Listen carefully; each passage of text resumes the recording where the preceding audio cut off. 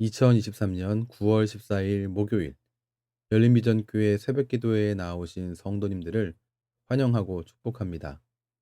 오늘 우리가 함께 나누실 말씀은 열왕기상 6장 1절로 13절입니다. 구약성경 열왕기상 6장 1절부터 13절의 말씀입니다. 제가 봉독하겠습니다. 이스라엘 자손이 애굽 땅에서 나온 지 480년이요 솔로몬이 이스라엘 왕이 된 지 4년 15월 곧 둘째 달에 솔로몬이 여호와를 위하여 성전 건축하기를 시작하였더라. 솔로몬 왕이 여호와를 위하여 건축한 성전은 길이가 60규빗이요 너비가 20규빗이요 높이가 30규빗이며 성전의 성소 앞주랑의 길이는 성전의 너비와 같이 20규빗이요 그 너비는 성전 앞에서부터 10규빗이며 성전을 위하여 창틀 있는 붙박이 창문을 내고 또 성전의 벽 곧 성소와 지성소의 벽에 연접하여 돌아가며 다락들을 건축하되 다락마다 돌아가며 골방들을 만들었으니 하층 다락의 너비는 5규빗이요 중층 다락의 너비는 6규빗이요 셋째 층 다락의 너비는 7규빗이라. 성전의 벽 바깥으로 돌아가며 턱을 내어 골방 들보들로 성전의 벽에 박히지 아니하게 하였으며 이 성전은 건축할 때에 돌을 그 뜨는 곳에서 다듬고 가져다가 건축하였으므로 건축하는 동안에 성전 속에서는 방망이나 도끼나 모든 철 연장 소리가 들리지 아니하였으며 중층 골방의 문은 성전 오른쪽에 있는데 나사 모양 층계로 말미암아 하층에서 중층에 오르고 중층에서 셋째 층에 오르게 하였더라. 성전의 건축을 마치니라. 그 성전은 백향목 석가래와 널판으로 덮었고 또 온 성전으로 돌아가며 높이가 5규빗 되는 다락방을 건축하되 백향목 들보로 성전에 연접하게 하였더라. 여호와의 말씀이 솔로몬에게 임하여 이르시되 내가 지금 이 성전을 건축하니 내가 만일 내 법도를 따르며 내 율례를 행하며 내 모든 계명을 지켜 그대로 행하면 내가 내 아버지 다윗에게 한 말을 내게 확실히 이룰 것이요 내가 또한 이스라엘 자손 가운데에 거하며 내 백성 이스라엘을 버리지 아니하리라 하셨더라. 아멘. 솔로몬의 성전 건축으로 말미암아 이스라엘은 새로운 전기를 맞이했습니다.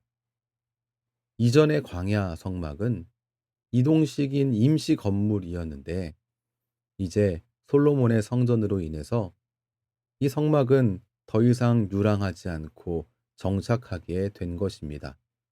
그런데 오늘 1절 말씀을 보면 생각보다 훨씬 오랜 시간이 걸렸음을 볼 수 있습니다. 광야의 성막으로부터 그러니까 이스라엘 자손이 애굽 땅에서 나온 지로부터 480년이 지났고 성전을 세울 솔로몬이 왕이 되고도 4년이 지난 후입니다. 이렇게 한참이나 지난 후에 성전 건축이 시작되었습니다.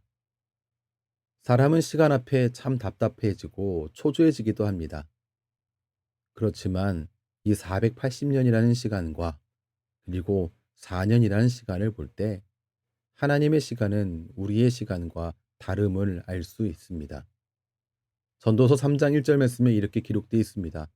범사에 기한이 있고 천하 만사가 다 때가 있나니 우리가 초조하다고 우리가 급하다고 우리가 답답하다고 하나님의 때가 속히 이루어지는 것은 아닙니다.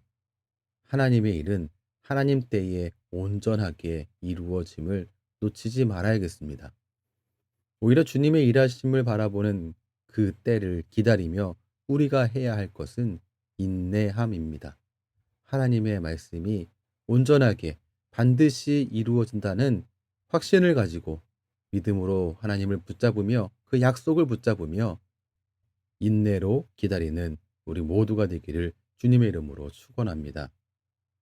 오늘 2절 말씀을 보면 솔로몬 왕이 여호와를 위하여 건축한 성전 이렇게 표현하고 있는데 이 성전은 참 매우 아름답고 정교하며 기능적으로 건축되었다는 사실을 오늘 말씀이 기록하고 있습니다. 하나님의 위대하심에 걸맞는 건물을 지으려고 노력했고 그러한 이 모습이 여기저기에 드러납니다. 오늘 말씀에 성전의 그 규모에 대해서, 길이에 대해서 설명해 주고 있는 부분을 쭉 보고 구조를 좀 생각해 보면 이 성전이 대칭 구조로 되어 있다는 사실을 알 수 있습니다. 이를 통해서 사람들은 완전한 질서와 평안을 얻게 되고 하나님이 어떠한 분이신지 알게 되지 않았을까 싶습니다. 또한 오늘 7절과 8절을 보면 이 성전은 다른 건축물하고는 다르게 지어졌다는 사실을 확인할 수 있습니다.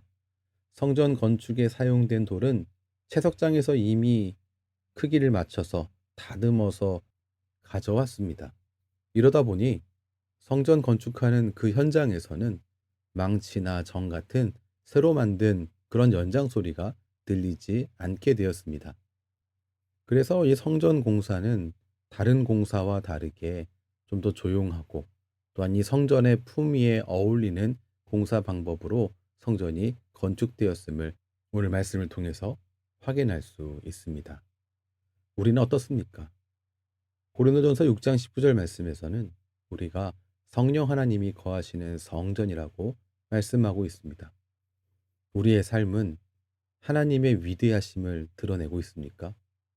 솔로몬이 지은 성전, 이 과정들과 또한 이 구조를 통하여서 하나님의 어떠하심이 잘 드러난 것처럼 성전인 우리 역시 우리의 삶을 통해 하나님의 아름다움을 드러내야 함이 마땅합니다. 오늘도 그 삶을 드러내는 거룩하고 온전한 삶이 되시기를 주님의 이름으로 축원합니다. 이렇게 성전이 아름답게 건축되었지만 솔로몬은 계속 순종으로 나아감이 마땅합니다. 다윗의 언약을 이루고 이스라엘 백성을 버리지 않겠다는 하나님의 약속, 이 하나님의 약속의 조건은 성전 건축이 아니라 율법 준수, 하나님 말씀에 순종함이기 때문에 그렇습니다. 그렇게 솔로몬이 아무리 영화롭고 아름다운 성전을 지어서 하나님께 올려드린다 할지라도 그 건물이 하나님과 이스라엘의 그 관계, 혹은 하나님과 솔로몬의 이 관계에 어떠한 부분도 대신할 수 없습니다. 이것은 우리에게도 동일하게 적용됩니다. 우리가 이전에 이룬 어떤 일, 혹은 지난 주일에 드린 교회 예배가 오늘의 하나님의 임재, 오늘의 축복을 보증하지 않습니다. 우리 역시 매일매일의 순종의 삶으로 나아가야만 합니다. 말씀을 정리하겠습니다. 솔로몬의 성전 건축으로 이스라엘이 새로운 전기를 맞았고, 솔로몬의 이 성전이 아주 아름답고 정교하게 기능적으로 건축되었습니다만 이것은 단지 건물에 끝나는 이야기가 아닙니다. 우리 역시 성령 하나님께서 거하시는 성전입니다. 성전된 우리는 하나님의 온전하심을 아름답게 드러내는 하루하루를 살아가야 합니다. 계속되는 순종으로, 매일의 순종의 삶으로 하나님 앞에 나아가는 주님의 귀한 자녀로 오늘도 살아가시기를 주님의 이름으로 축원합니다. 기도하겠습니다. 하나님, 오늘 말씀을 통하여서 이스라엘의 새로운 전기가 성전 건축으로 말미암아 시작되었음을 확인했습니다. 이스라엘이 애굽에서 출애굽한 지 480년이 지난 후, 그리고 솔로몬이 왕이 된 지 4년이 지난 후에 생긴 일이었습니다.